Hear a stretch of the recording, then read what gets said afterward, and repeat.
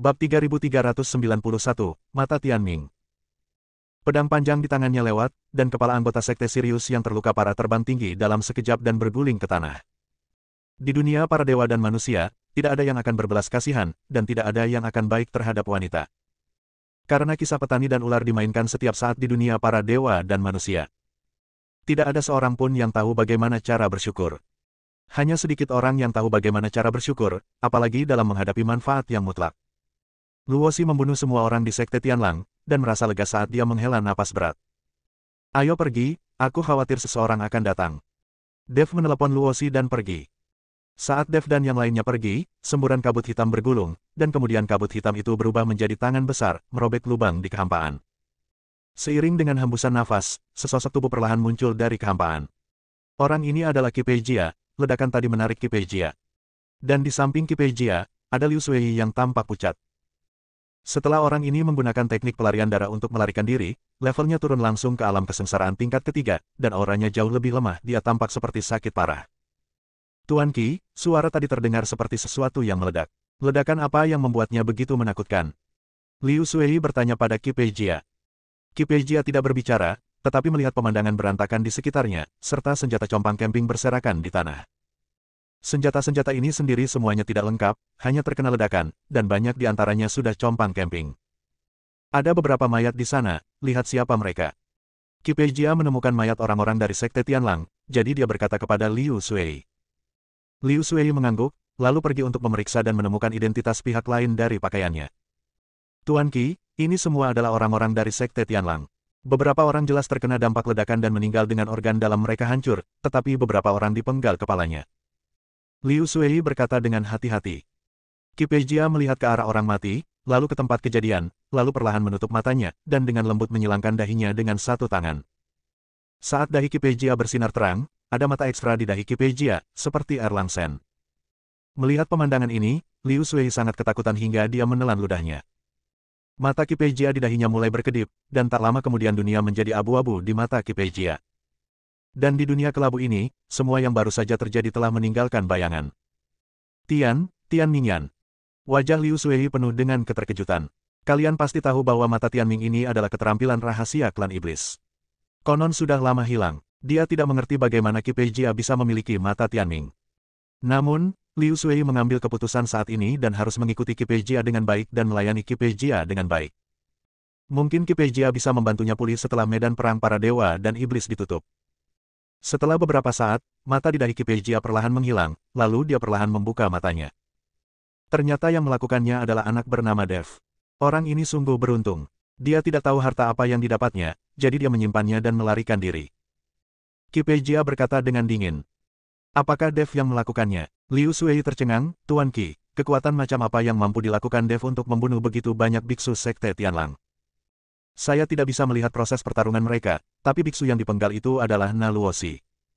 Sepertinya saya ingin meningkatkan kekuatan mata Tianming secepatnya, tapi waktu untuk melihatnya sekarang masih terlalu singkat. Qi Peijia sedikit mengernyit. Jika matanya lebih kuat kali ini, dia akan dapat melihat Dev dan yang lainnya bertarung, dan dia juga akan dapat memahami bagaimana Dev melakukannya dan mengalahkan biksu sekte Tianlang ini. Lalu apa yang harus kita lakukan selanjutnya? Liu Shuei bertanya. Tentu saja aku mengejarnya. Aku harus menyusul anak itu. Pasti ada rahasia lain di tubuh anak itu.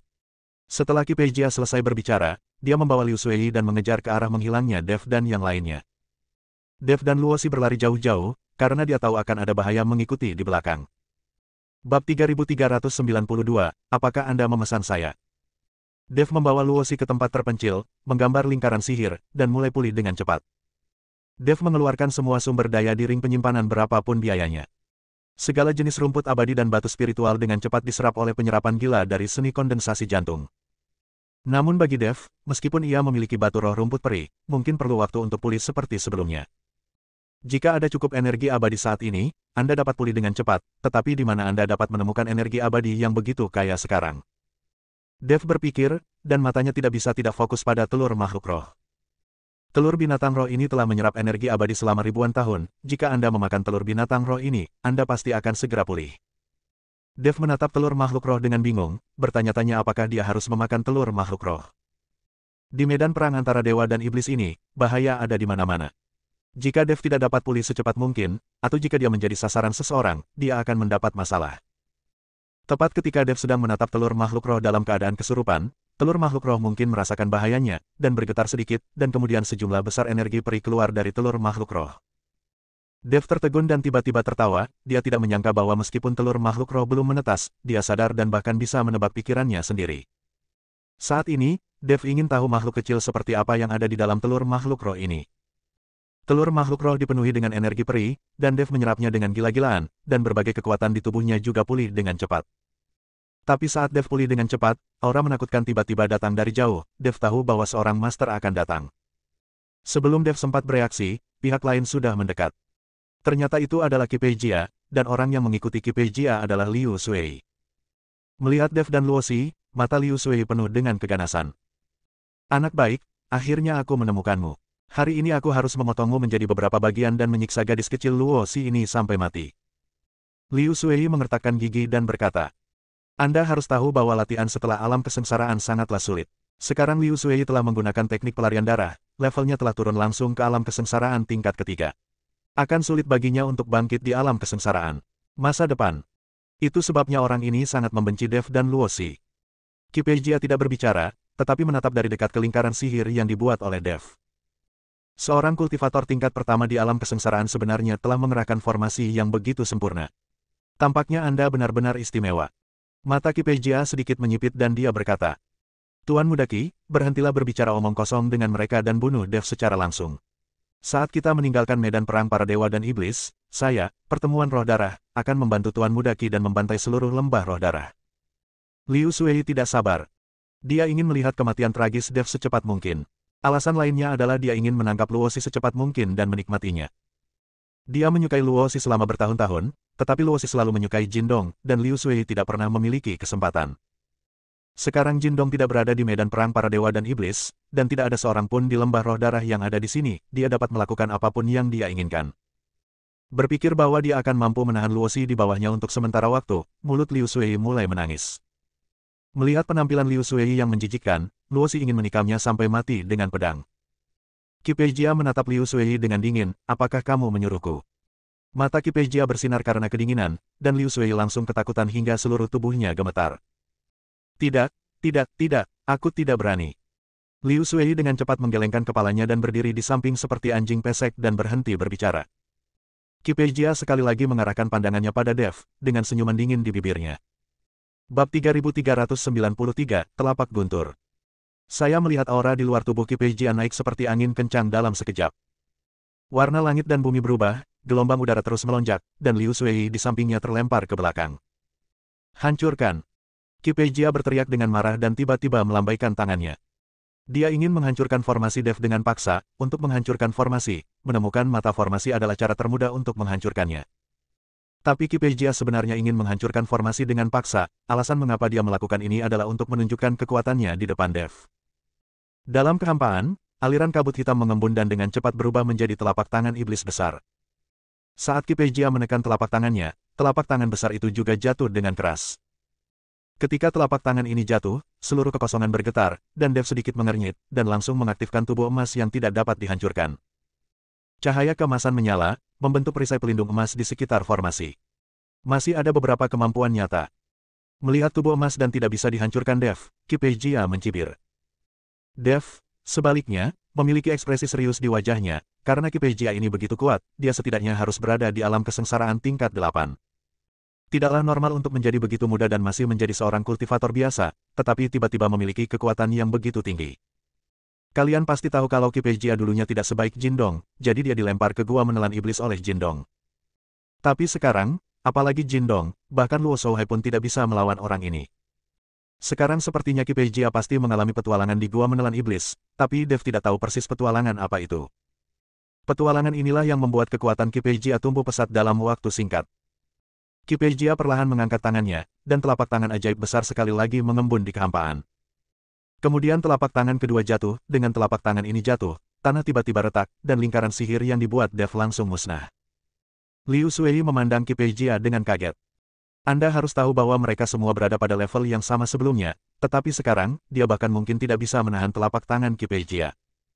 Dia benar-benar menggunakan kekuatannya yang kuat untuk langsung menerobos lingkaran sihir. Saat lingkaran sihir terbuka, Dev berteriak, "Ayo pergi." Dev tiba-tiba mengerahkan kekuatan, dan Luosi terlempar jauh. Dev harus membiarkan Luosi melarikan diri terlebih dahulu, hanya dengan cara ini dia tidak perlu khawatir. Ketika Liu Sui melihat Luosi mencoba melarikan diri, dia buru-buru melompat untuk mengejar.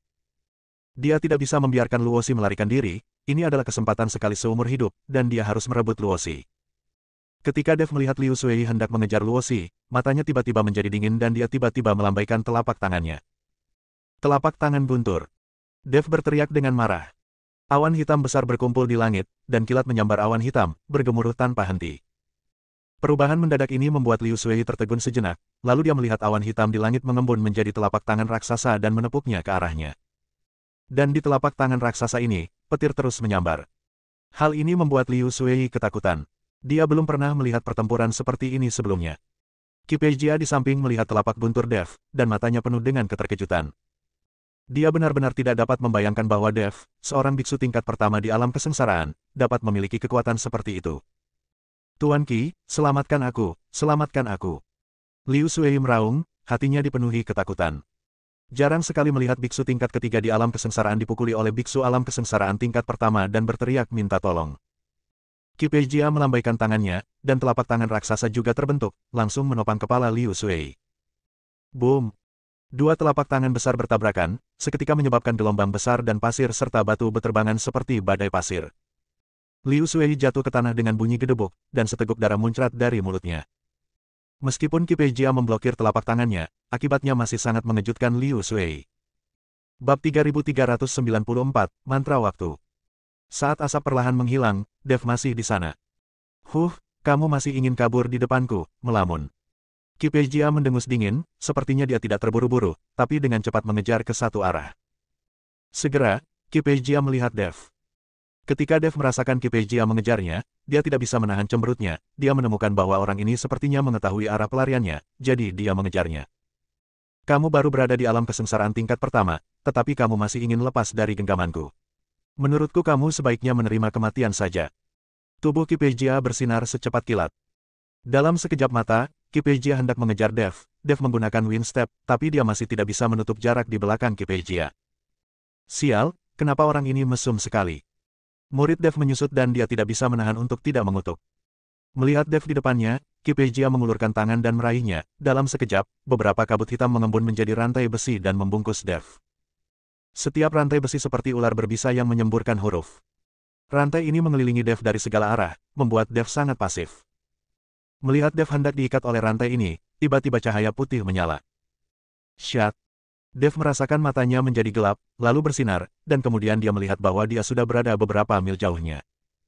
Seolah-olah Dev menggunakan sarana luar angkasa untuk melompat langsung ke luar angkasa. Dia berada beberapa mil jauhnya dalam sekejap mata. Dev tidak memiliki kendali atas jenis teleportasi ini, apalagi cara menggunakannya. Tapi sekarang dia benar-benar muncul beberapa mil jauhnya. Apa yang terjadi? Dev terlihat bingung, dia benar-benar tidak mengerti kenapa dia tiba-tiba muncul di sini. Dev bingung, dan Qi Peijia semakin bingung, lalu ekspresinya menjadi bersemangat, orang ini benar-benar mengetahui sihir luar angkasa dan bisa melompati luar angkasa. Qi Peijia berpikir bahwa apa yang diucapkan Dev adalah mantra luar angkasa yang dapat melompati luar angkasa, jadi dia muncul beberapa mil jauhnya dalam sekejap mata, sehingga sulit bagi orang untuk mendeteksinya. Qi Peijia melompat dan mendarat tidak jauh dari Dev.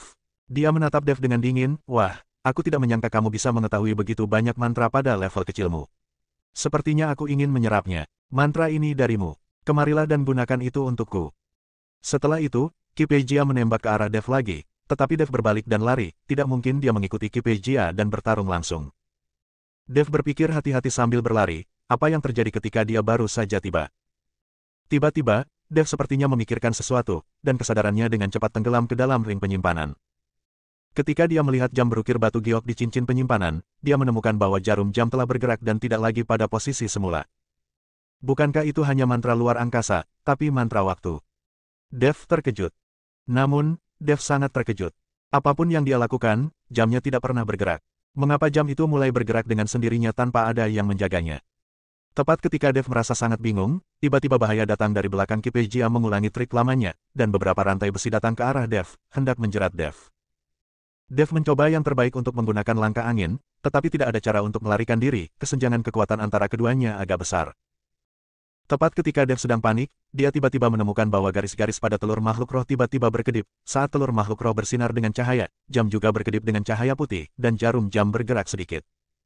Dev tercengang, dia benar-benar tidak menyangka bahwa telur makhluk roh inilah yang membuat jam bergerak. Dev merasa bahaya di belakangnya telah hilang, dan ketika dia berbalik untuk melihat, dia menemukan bahwa Kipejia telah dibuang olehnya beberapa mil jauhnya. Bab 3395, Gelombang Binatang. Kipejia memandang Dev yang tiba-tiba menghilang dan kemudian tiba-tiba muncul, dan dia sedikit lesu. Seorang biksu muda yang berada di alam kesengsaraan tingkat pertama sebenarnya dapat menggunakan mantra luar angkasa 2 kali berturut-turut. Ini agak keterlaluan. Anda harus tahu bahwa sihir luar angkasa, keberadaan yang relatif tidak normal, menghabiskan banyak uang. Bagaimana Dev, seorang biksu tingkat pertama di alam kesengsaraan, dapat menggunakannya terus-menerus. Kipejia tidak bisa memahaminya, tapi kakinya tidak berhenti, tapi dia mengejar Dev dengan beberapa lompatan. Ketika Dev melihat ini, dia melarikan diri, dan kemudian berharap telur makhluk roh akan membuat jam bergerak. Tapi Kipejia sudah mengejar di belakangnya, dan tidak ada reaksi dari telur makhluk roh. Sekarang Dev sedikit panik. Saudaraku, apakah kamu mencoba mengaktifkannya sekali? Dev menatap telur makhluk roh itu dan berteriak di dalam hatinya. Saya tidak tahu apakah tangisan batin Dev diterima oleh telur binatang roh, atau jika telur binatang roh merasakan bahaya Dev, garis-garis pada telur binatang roh bersinar lagi. Dev sangat gembira dan segera melihat jam, tapi kali ini, jam tidak bergerak sama sekali dan tidak menunjukkan tanda-tanda akan dimulai. Astaga, apa yang terjadi? Dev tercengang dan sedikit bingung. Di belakangnya, aura menakutkan Kipejia sudah ada di depannya. Melihat tidak ada respon dari jam, Dev hanya bisa menghunus pedang pembunuh naganya dan bersiap bertarung sampai mati dengan Kipejia. Tapi saat Dev menggunakan pedang pembunuh naga, dia tiba-tiba mendengar suara gemuruh.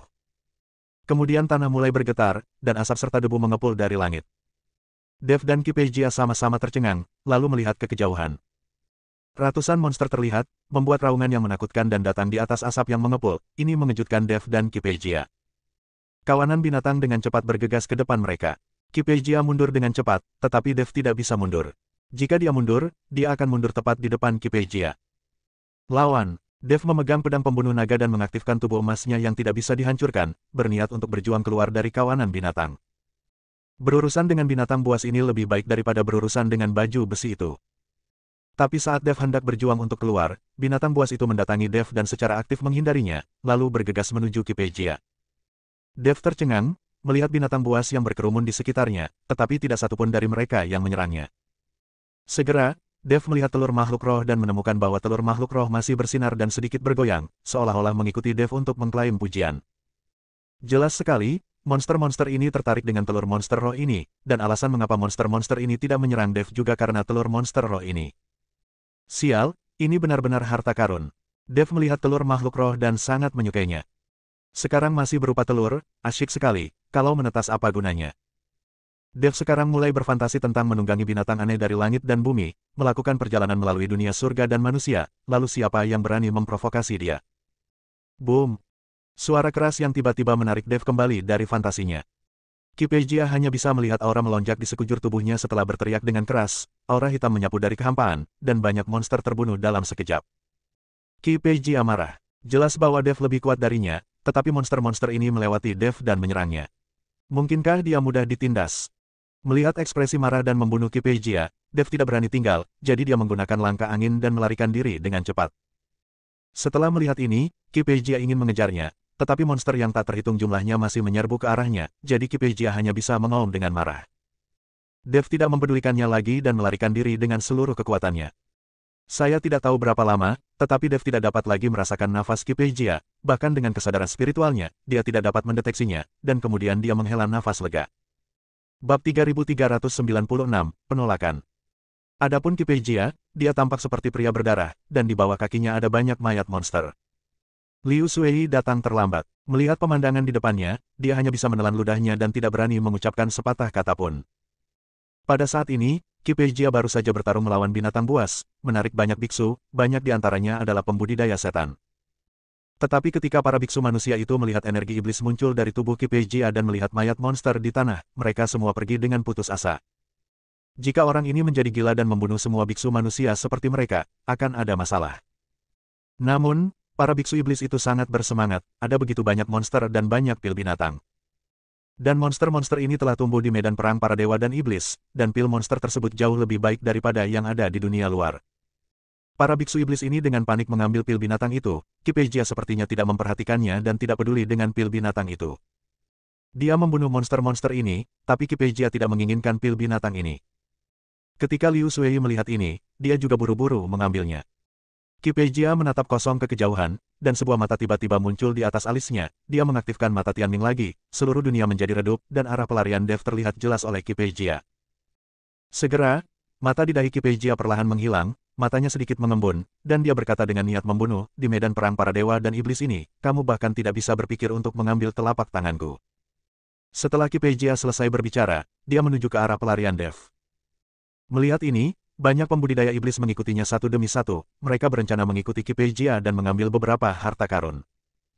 Tidak ada keteraturan di medan perang para dewa dan iblis, jadi para penggarap iblis ini harus bersatu, jika tidak mereka akan dengan mudah dibunuh oleh para penggarap dari kelompok etnis lain. Hal yang sama berlaku untuk ras manusia dan ras orc, mereka semua mencari teman, jika tidak mereka akan dengan mudah dibantai jika bertarung sendirian. Dev sedang duduk di atas batu besar dan beristirahat saat ini, dia tidak menyangka Kipejia bisa mengejarnya. Namun saat Dev sedang beristirahat, dia tiba-tiba merasakan seseorang mendekat dan langsung menjadi waspada. Namun ketika orang-orang itu mendekat, Dev merasa lega, ternyata orang-orang tersebut semuanya berasal dari keluarga Ning, dan Ning Kaichen ada di antara mereka. Melihat Dev, Ning Kaichen berkata dengan sedikit bersemangat, Tuan Dev, saya tidak menyangka akan bertemu dengan Anda. Saya mendengar bahwa Anda mendapatkan token VIP dan masuk lebih awal. Saya ingin tahu apakah Anda mendapatkan sesuatu. Dev menggelengkan kepalanya, tidak ada untungnya. Medan perang para dewa dan iblis ini tampaknya tidak semudah yang dibayangkan, dan medan perang para dewa dan iblis sangat besar. Tidak mudah untuk menemukan harta karun. Apa yang kamu peroleh? Dev bertanya. Kami hanya menemukan rumput peri, membunuh beberapa monster, dan mendapatkan ramuan binatang buas. Tidak ada harta karun khusus. Saya ingin tahu apakah Tuan Dev punya teman. Jika tidak, kita bisa pergi bersama. Di medan perang para dewa dan iblis ini, tidak ada aturan. Sangat berbahaya bagi seseorang untuk bertarung sendirian. Ning Kaichen dengan antusias mengundang Dev untuk bergabung dengannya. Tidak perlu, aku sudah terbiasa sendirian. Kalau kita pergi bersama, mungkin kamu tidak akan mendapat apa-apa. Dev menolak kebaikan Ning Kaichen. Tuan Dev, jika kita pergi bersama, kita bisa. Ning Kaichen ingin memenangkan hati Dev bagaimanapun, Dev telah memasuki medan perang para dewa dan iblis selama 3 hari dan harus tahu lebih banyak dari mereka. Kaichen, karena aku tidak mau, jangan dipaksakan. Saat ini Ningzi berbicara. Ning Kaichen dengan cepat menundukkan kepalanya dan berkata, saya mengerti, leluhur. Dev melirik Ningzi dan kemudian menjelaskan, sejujurnya, saya telah menyinggung banyak orang di medan perang para dewa dan iblis ini. Jika saya bekerja sama dengan Anda, saya pasti akan terlibat. Saat Dev berbicara, seberkas kesadaran secara tidak sengaja menuju ke arah Ningzi. Bab 3397, menonton kegembiraan. Alis Ningzi sedikit berkerut, tapi dia tidak bergerak, malah membiarkan kesadaran Dev menjelajahi tubuhnya. Ningzi tahu bahwa segala sesuatu tentang dirinya telah berubah sekarang, kecuali keberadaan jiwanya sendiri, Dev tidak dapat mendeteksi apapun. Yang dia butuhkan sekarang adalah bersabar. Saat ini, dia berada dalam posisi dominan. Lagi pula, Dev tidak bisa mengenalinya sama sekali, dan dia bisa memperhatikan Dev kapan saja. Meskipun ini adalah waktu terbaik untuk membunuh Dev di medan perang para dewa dan iblis, Ningzi sedikit takut untuk melakukannya. Mari kita tidak membicarakan apakah Ning Kaichen akan menghentikannya atau tidak. Mari kita lihat penampilan Dev ketika dia berada di Sekte Suanyin. Ningzi juga ingin melihat kekuatan sejati Dev. Untuk memastikan tidak ada yang salah, ambil tindakan. Terlebih lagi, tubuh Ningzi belum pulih sepenuhnya, ia dirasuki oleh mayat yang telah mati ratusan ribu tahun, butuh waktu lama untuk pulih sepenuhnya. Setelah Dev menggunakan kesadaran spiritualnya untuk menjelajahi Ningzi, dia memiliki lebih banyak keraguan di dalam hatinya. Ia yakin lelaki tua di depannya itu memang memiliki aura yang sangat mirip dengan Ningzi, bahkan bisa dikatakan orang yang sama. Lagi pula, di dunia sekuler, Ningzi adalah lawan penguntit Dev. Orang ini melalui segala macam kesulitan untuk mengalahkan Dev, dan Ningzi juga sangat berbakat. Tetapi jika orang tersebut adalah Dev, tidak mungkin berapapun usia atau penampilannya. Selain itu, Ning Kaichen juga mengatakan bahwa ini adalah nenek moyang dari keluarga Ning mereka. Apalagi saat berada di dunia sekuler, semua orang melihat Ningzi sudah meninggal, mustahil baginya untuk hidup kembali, apalagi muncul di dunia dewa dan manusia. Tepat ketika Dev sedang berpikir keras, tubuhnya tiba-tiba bergetar sedikit, dan kemudian ekspresinya menjadi serius. Karena dia merasakannya, Kipejia benar-benar mengejarnya. Sial, ini sangat menghantui. Bagaimana dia menemukan tempat ini? Dev mengumpat dalam kebingungan, lalu berkata kepada Ning Kaichen, Tuan Ning, saya harus mengucapkan selamat tinggal. Masih ada yang harus saya lakukan. Setelah Dev selesai berbicara, dia segera pergi. Melihat penampilan cerdas Dev, Ning Kaichen merasa sangat aneh. Sebelum Ning Kaichen dapat mengatakan apapun, dia melihat bayangan hitam berkedip, dan di belakang bayangan hitam itu, ada lebih dari selusin pembudidaya iblis yang mengikuti. Orang-orang ini melewati keluarga Ning bahkan tanpa melihat mereka. Jelas sekali, orang-orang ini mengincar Dev. Saat ini, Ning Kaichen tahu bahwa apa yang dikatakan Dev adalah benar, jika Dev bekerja sama dengan mereka, mereka mungkin akan menjadi sasaran orang lain sekarang. Ayo kita lihat. Ningxi menjadi tertarik saat melihat Dev dikejar kemana-mana. Dia benar-benar ingin tahu betapa abnormalnya kekuatan Dev, hanya dengan melihat alam Dev, kekuatan aslinya tidak lagi terlihat. Leluhur, apakah kita ingin membantu Tuan Dev? Ning Kaichen bertanya. Dia pikir Ningxi pergi melihat untuk membantu Dev. Aku hanya menonton keseruannya, mengerti. Ningxi memelototi Ning Kaichen, lalu mengejar ke arah pelarian Dev. Ketika Ning Kaichen melihat ini, dia juga mengejarnya. Pada saat ini, Dev, yang melarikan diri, sudah bisa merasakan aura berbahaya semakin dekat. Ini sangat jahat. Bagaimana orang ini mengetahui keberadaanku? Dev sangat bingung bagaimana Qi Pei Jia mengetahui lokasinya. Dia dapat ditemukan secara akurat setiap saat, yang membuat Dev pusing. Tuan Dev, Qi Pei Jia ini mungkin memiliki mata Ming surgawi. Di antara klan iblis kita, dikatakan bahwa seorang pembudidaya iblis yang kuat di zaman kuno mengembangkan mata Ming surgawi. Mata Ming surgawi ini seperti seorang peramal dan dapat melihat semuanya. Dan Anda juga dapat melihat kembali apa yang terjadi belum lama ini. Semakin tinggi keterampilannya, semakin kuat mata Ming surgawi. Kemudian, karena pembudidaya iblis menggunakan mata Ming surgawi untuk memata-matai rahasia langit, dia ditekan dan mata Ming surgawi hilang. Setelah Qi Pei Jia jatuh ke gua penelan iblis, kekuatannya tiba-tiba meningkat pesat. Dia pasti mengalami petualangan. Mungkin dia mempelajari mata Tianming, sehingga dia bisa mengetahui lokasi Tuan Dev secara akurat. Dalam pikirannya, Zeyan mengikuti Dev dan berkata, Bab 3398, Sextuplet. Tianming Yan, Dev tiba-tiba merasa pusing. Orang ini sudah sulit untuk dihadapi, tetapi sekarang dia memiliki mata surgawi, hal itu menjadi lebih sulit untuk dihadapi. Dev sedang berpikir, tapi dia tidak berani mengendurkan kakinya sama sekali, dia bahkan menggunakan langkah angin untuk membuatnya berasap, tapi aura berbahaya di belakangnya semakin dekat. Syat. Tiba-tiba, Dev merasakan angin kencang datang dari belakangnya. Dev tidak berani melihat ke belakang, dia melompat ke depan dan berguling dengan kuat, menghindari pukulan itu. Dev berdiri dan melihat Qi Pei Jia sudah ada di depannya, dengan cibiran menghina di wajahnya. Wah, sudah kubilang, kamu tidak bisa lepas dari genggamanku, jadi kamu tidak perlu lari lagi, terima saja kematianmu. Qi Pei Jia berkata dengan dingin. Menderita kematian ibumu. Dengan pedang pembunuh naga Dev di tangan, matanya menjadi sangat tajam. Bahkan jika dia tahu dia kalah, Dev tidak akan bisa menangkapnya tanpa bantuan apapun. Ini bukan karakternya. Saya melihat tubuh emas Dev yang tidak bisa dihancurkan menutupi seluruh tubuhnya, dan kristal naga di dadanya bersinar terang. Teknik pedang 9 bayangan. Dev berteriak keras, dan seketika sosok muncul satu demi satu. Pada akhirnya, 6 sosok mengepung Qi Pei Jia. 6 Dev yang identik, masing-masing dengan aura yang persis sama. Qi Pei Jia memandang Dev yang tiba-tiba berubah menjadi beberapa orang, tapi dia bahkan tidak panik sama sekali. Itu hanya ilusi, tapi kamu masih ingin menguasainya. Qi Pei Jia mengira Dev sedang melakukan ilusi. Potong. Dev mengabaikannya karena Qi Pei Jia menganggap teknik pedang 9 bayangan sebagai ilusi. Dev dapat memanfaatkan kecerobohannya dan mengambil tindakan. Dev berteriak pelan, dan serangkaian suara mendengung terdengar 6 Dev yang identik langsung memadamkan cahaya pedang.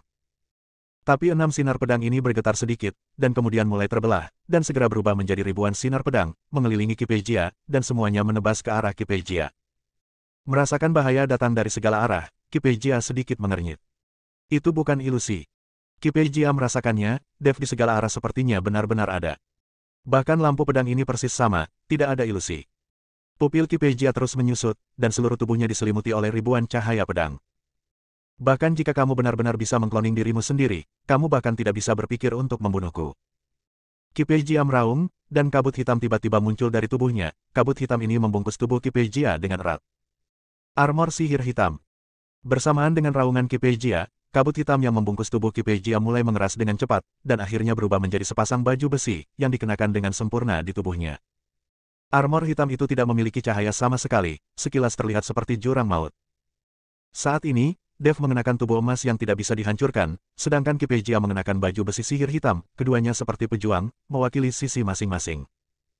Liu Shuei mengikuti semacam pembudidaya iblis untuk mengejar. Ketika mereka melihat pemandangan di depan mereka, mereka tercengang. Apa yang mereka lihat adalah 6 dev emas, mengelilingi Qi Pei Jia, yang mengenakan baju besi hitam. Lampu pedang yang tak terhitung jumlahnya menuju ke arah Qi Pei Jia. Apa yang terjadi? Kenapa mereka ada 6? Apakah mereka kembar 6? Sial, pernahkah kamu melihat bahwa mereka semua adalah orang yang persis sama? Mereka semua pasti hantu dan palsu.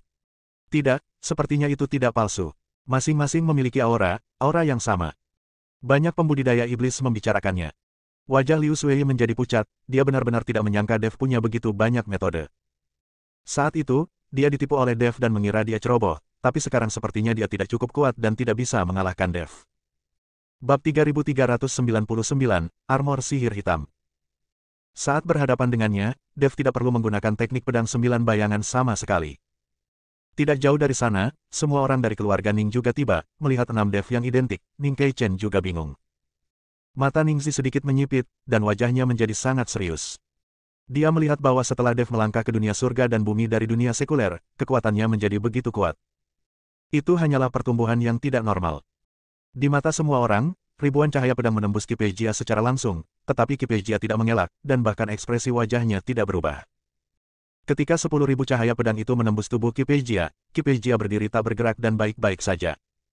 10.000 cahaya pedang itu sepertinya telah ditelan oleh armor sihir hitam, dan jatuh langsung ke jurang maut. Tidak ada reaksi sama sekali, dan tidak ada salahnya sama sekali bagi Qi Pei Jia. Sial, Qi Pei Jia ini luar biasa. Apa yang terjadi? Sudah berapa lama? Qi Pei Jia menjadi sangat kuat. Jenis baju besi apa yang dia kenakan? Aku belum pernah mendengarnya. Banyak pembudidaya iblis terkejut. Bagaimanapun, Qi Pei Jia dulunya adalah seorang kultivator biasa dengan kekuatan rendah dan tidak ada yang meremehkannya. Tetapi Qi Pei Jia, yang telah menghilang untuk sementara waktu, muncul kembali dan sebenarnya memiliki kekuatan yang tidak normal. Bagaimana mungkin banyak pembudidaya iblis tidak terkejut, dan Liu Shuei bahkan lebih terkejut lagi karena dia tidak bisa menutup mulutnya. Ketika Dev melihat ini, dia juga mengerutkan kening, matanya penuh keterkejutan. Rusak, Tuan Dev akan dalam bahaya. Ketika Ning Keichen melihat ini, dia tanpa sadar mengepalkan tangannya dan menjadi khawatir pada Dev. Wah, teknik cloningmu cukup bagus. Awalnya kupikir itu hanya ilusi, tapi aku tidak menyangka kalau aku meremehkanmu. Seorang biksu muda yang berada di alam kesengsaraan tingkat pertama. Dia memiliki teknik klon dan teknik luar angkasa. Tampaknya kamu memiliki banyak hal baik. Jika kamu dengan patuh menyerahkan barang-barangmu dan mewariskan keahlianmu kepadaku, aku dapat mempertimbangkan untuk membuat kematianmu lebih nyaman. Qi Pei Jia berkata dengan nada meremehkan. Aku serahkan pada ibumu. Dev mengutuk, berbalik dan lari. 6 Dev yang identik melarikan diri dari arah yang berbeda. Dev ingin meninggalkan beberapa klon di tempat kejadian untuk memberi waktu bagi dirinya untuk melarikan diri. Melihat 6 Dev yang identik melarikan diri ke arah yang berbeda, Qi Pei Jia tidak terburu-buru mengejarnya, dengan sedikit rasa jijik di wajahnya. Saya melihat telapak tangan Qi Pei Jia dengan lembut mengusap dahinya, dan sebuah mata perlahan muncul di dahinya, dan mata di dahinya terbuka bersamaan dengan itu. Seluruh dunia menjadi abu-abu dan tidak berwarna di mata ini. Dev, yang sedang melarikan diri, tiba-tiba merasakan warna antara langit dan bumi telah berubah, dan kemudian dia merasa seperti sedang menjadi sasaran. Mata Tianming, Tuan Dev, jika Anda membuka mata Tianming, klon Anda tidak akan berguna. Melihat ini, Zeyan buru-buru mengingatkannya. Dev menoleh ke belakang dan menemukan bahwa Qi Pei Jia sedang menuju ke arahnya. Klon-klon itu menghilang tepat di bawah mata Tianming, hanya tubuh Dev yang masih ada. Ketika Dev melihat ini, dia berhenti berlari. Dia tahu dia tidak bisa melarikan diri bahkan jika dia berlari. Qi Pei Jia berjalan perlahan, mata di dahinya telah menghilang. Kenapa kamu tidak lari? Qi Pei Jia tersenyum dingin. Aku tidak ingin lari lagi. Aku tidak bisa berlari lebih cepat darimu meskipun aku berlari. Mata Tianmingmu terlalu kuat. Dev menghela nafas dan berkata. Saya tidak menyangka Anda mengetahui tentang mata Tianming. Tampaknya Anda masih memiliki penglihatan yang baik. Karena kamu tidak akan melarikan diri, lakukan saja apa yang aku katakan. Aku jamin kamu akan mati dengan nyaman dan tanpa rasa sakit. Kalau tidak, aku akan mencabut jiwamu dan menyiksamu. Qi Pei Jia mengancam Dev. Banyak pembudidaya sihir juga berlari mendekat. Ketika Liu Shuei melihat Dev menyerah untuk melarikan diri, dia berkata dengan gembira, wah, bukankah kamu hebat? Mengapa kamu begitu jujur sekarang? Kamu harus melakukan apa yang dikatakan Tuan Qi, jika tidak, kamu akan melakukannya merasa lebih baik. Bab 3400, coba saja dan Anda akan tahu. Dev memandang Liu Sui dengan jijik dan berkata, kita sedang berbicara, mengapa anjingmu menggonggong? Aku benar-benar tidak bisa mengalahkannya, tapi jika aku ingin membunuhmu, percaya atau tidak, itu hanya masalah membesarkanku tangan. Anda. Liu Sui menatap mata Dev dan ketakutan sejenak, lalu perlahan mundur ke belakang Kipejia. Liu Sui tahu bahwa apa yang dikatakan Dev adalah benar. Jika Dev mati-matian membunuhnya sekarang, Kipejia mungkin tidak bisa menghentikannya. Jadi Liu Sui takut dan berhenti memprovokasi Dev. Ning Keichen, yang tidak jauh dari situ, melihat pemandangan ini dan berkata dengan cemas, leluhur, haruskah kita membantu Tuan Dev? Tidak perlu. Ning Zi menggelengkan kepalanya. Leluhur, ketika kita berada di ujung utara, Tuan Dev juga membantu keluarga Ning kita. Kita tidak bisa mengabaikannya begitu saja, kan? Kata Ning Keichen. Jika Ning Keichen tidak bekerja sama dengan Dev pada saat itu, Ning Keichen akan dibunuh oleh 5 elemen jahat surgawi dari aliansi iblis. Jangan khawatir, Dev ini tidak akan mati semudah itu. Ning Zi menatap Dev dengan erat dan berkata dengan tenang. Ning Keichen tertegun dan memandang Ning Zi dengan beberapa keraguan, dia tidak mengerti bagaimana leluhurnya tahu bahwa Dev tidak akan mati. Dan sepertinya dia sangat akrab dengan Dev. Nak, apakah kamu ingin mengerti? Apakah kamu ingin patuh, atau kamu ingin aku melakukan sesuatu? Kipejia berkata pada Dev. Saya tidak pernah berkompromi dengan siapapun. Jangan bicara tentang Anda, alam kesengsaraan tingkat 8 yang kecil, bahkan jika Anda adalah makhluk abadi di depan saya, lalu kenapa? Aku tidak bisa mengalahkanmu, dan aku pasti akan menggosok hidungmu dengan ingus, yang akan membuatmu muak sampai mati. Kata Dev dengan mata tajam. Wah, kamu punya bakat, aku ingin melihat apa lagi yang bisa kamu lakukan. Kipejia tersenyum dingin. Sudah kubilang, Paman, aku punya banyak kemampuan. Aku akan menunjukkan semuanya untuk menakutimu sampai mati. Setelah Dev selesai berbicara, cambuk panjang tiba-tiba muncul di tangannya. Tepat ketika Kipejia tidak tahu jenis senjata apa yang sedang dipegang Dev dengan cambuk di tangannya.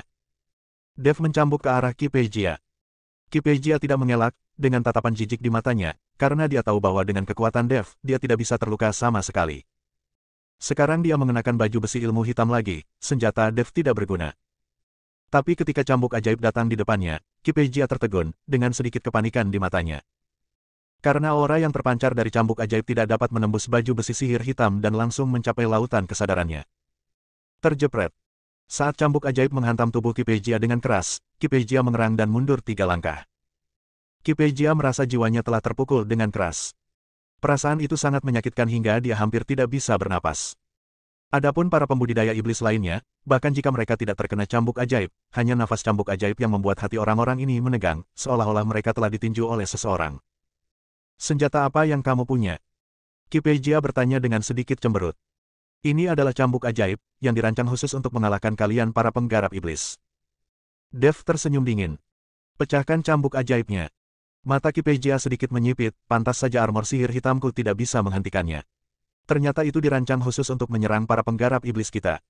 Karena kamu tahu betapa kuatnya dirimu, kenapa kamu tidak cepat keluar, atau aku akan menghajarmu sampai mati. Dev mengangkat cambuk ajaibnya dan berkata, hahaha, kamu naif sekali. Biarpun kamu punya cambuk ajaib, apa kamu pikir kamu bisa mengalahkanku? Kipejia tertawa terbahak-bahak. Jika bisa, coba saja dan kamu akan tahu. Setelah mengatakan itu, Dev kembali menyerang Kipejia. Setelah melihat ini, para penggarap iblis lainnya berbalik dan lari, bersembunyi jauh, karena takut dibuat tidak nyaman oleh nafas cambuk iblis. Bersambung.